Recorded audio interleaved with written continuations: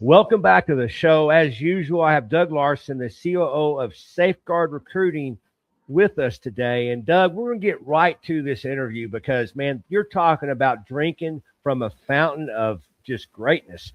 We have Dr. Marshall Jones. He's a leadership expert, travels the country, and talks a lot about recruiting and retention. And I could not turn down an interview when he said, hey, he's got a new book coming out.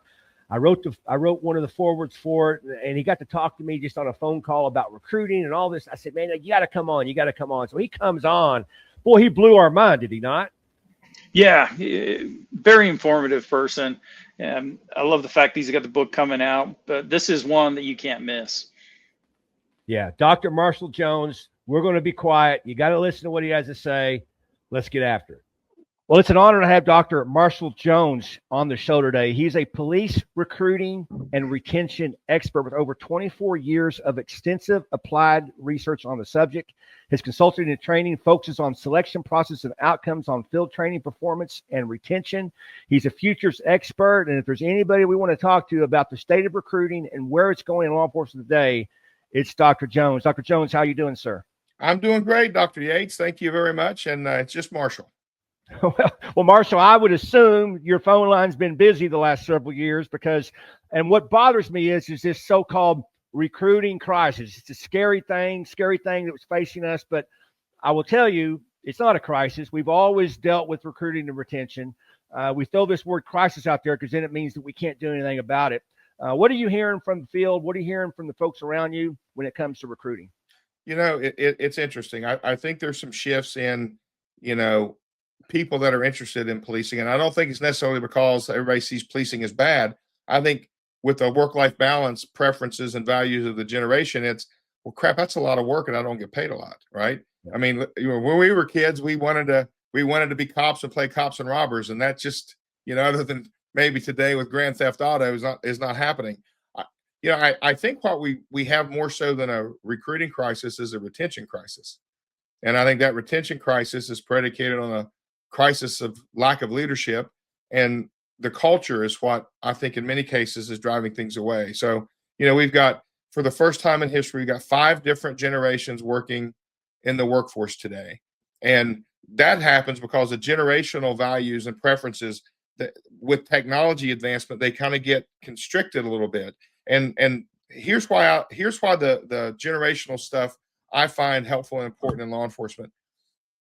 To me, the proof's in the pudding that the research that is being used to explain and understand generational differences, even in the recruiting context, is based on marketing research.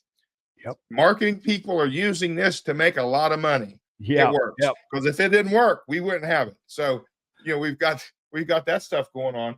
Well, I mean, not to interrupt you, but that's why Safeguard Recruiting exists. I mean, we were in law enforcement and we saw these departments spending millions of dollars, including our own, on marketing, which is designed to sell a product. And I was thinking to myself, wait a minute, doctor, if we have a police chief opening in a major department, we don't put a website and a fancy video and put a billboard up for the chief. We hire a recruiting firm to go find the best candidate for that position. Why aren't we doing this for line officers? So we decided, obviously, we'd be the only company that actually does this. Obviously, it's been very successful because we source and recruit, and we use marketing, but that's after we source and recruit. And so I guess you're seeing that, right? You're seeing this inundation of marketing. In fact, the marketing companies are tricky.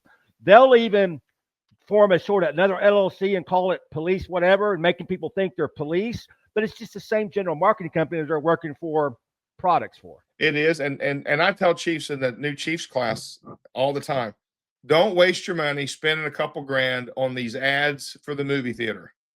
The rah-rah, the SWAT team. Or how about the gym? K9. We get it all the time. All the time we go, can you put an ad up in the gym? Can you put a billboard up? Or how about a radio ad? I go, this ain't 1970. No.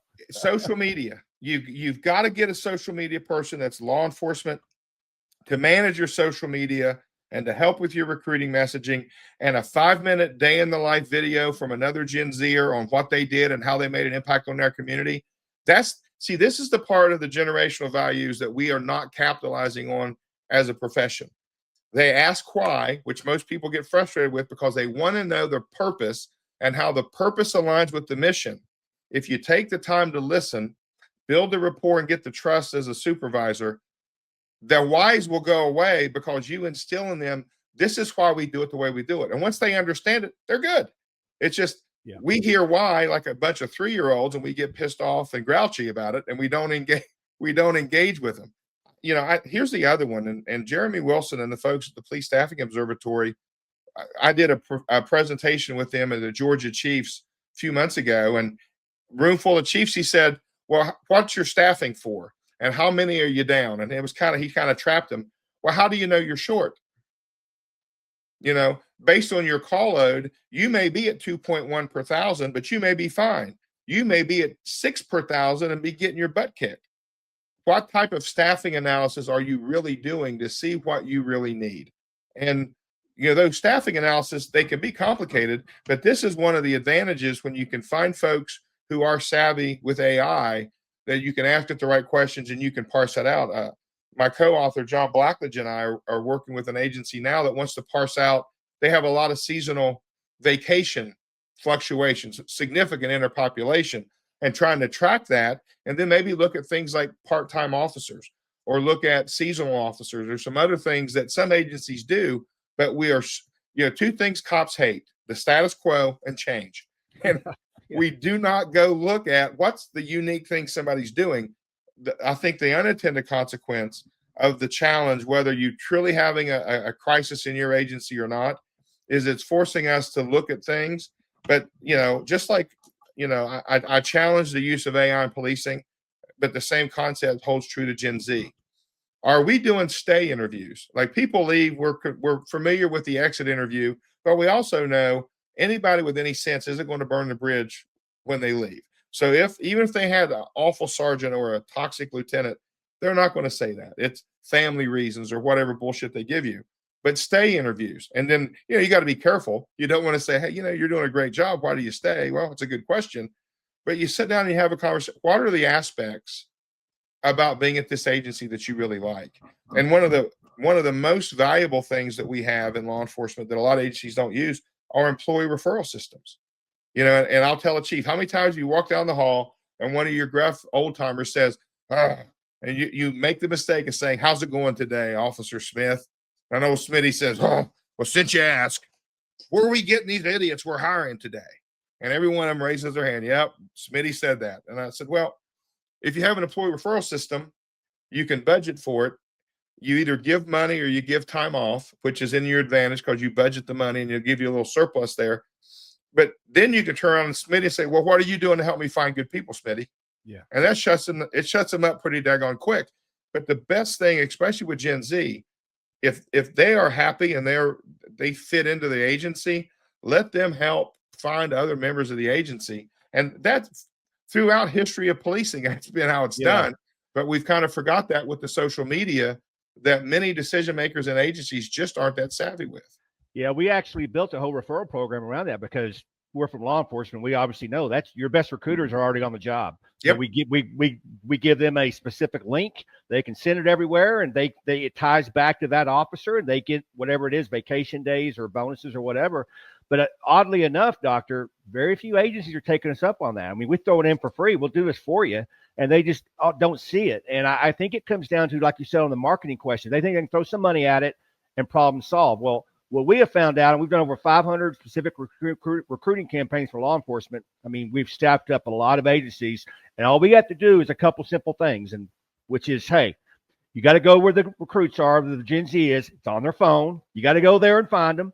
And then once you find them, you got to keep them on the phone. Don't send them to the HR, give me a registration, MS-DOS on my desk. No, keep them on the phone. Communicate with them on the phone, get the application on the phone, because that is where you're going to keep them and maintain that contact. Yeah, and you can't have a 3-month process. No, we see agencies, Doctor, and this drives me crazy. Well, they say, well, what you get? We can't do it that way because we've always done it this way. They lose 90%. We have the data from this. They lose 90% of the people at stage 1 if you take them off of the phone. So Gwinnett County, Georgia, they published this in the Georgia Chiefs magazine. I got to give a shout out to Georgia Chiefs. They have a very good practitioner journal, and you can go find this. But I was a little surprised that they wrote the article because it gives away everything they do. They're leading in recruiting in their region in Georgia, but they have recruiters, they have part-time recruiters. But when it's cold in New York and in Kentucky, they send recruiting teams up in advance. If somebody fills out the package in advance, they come in one day and can leave with a conditional. Yep. Short to include their PAT test, right? If they show up that morning, they can still get it done in the day. So they have shortened that time from contact to having a conditional to days instead of months.